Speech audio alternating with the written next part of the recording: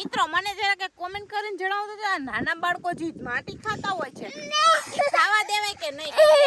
અમારા માલિક ભાઈ અત્યારે આમ જો મિત્રો આમ થોડી હાથમાં લઈ અને આમ ખોબલા ભરીને ખાય છે, જેમ આપણે સેવ મમરા કે કઈ વસ્તુ ખાતા હોય ને એ રીતે. તો એ જોઈ લ્યો પૂગી ગયા છે પાછળ. ના પાડું ને તો જોઈ લ્યો તમે. એ કાઢ કાઢ કાઢ ગલોફો ભર્યો હે.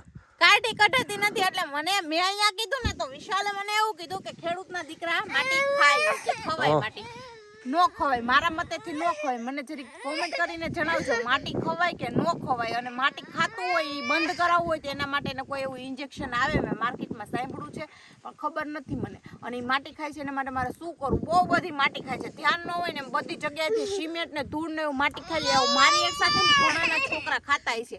તો એને કઈ ઈલાજ કે ઉપાય કર્યો હોય તો મને પ્લીઝ કહેજો ને, કેમ કે મારા બહુ પ્રશ્ન વધી ગયો છે. ખેતરે આવવાનું રોજ થાય છે ને બહુ માટી ખાઈ જાય છે. જો અત્યારે રોવે છે, માટી ખાવાની ના પાડી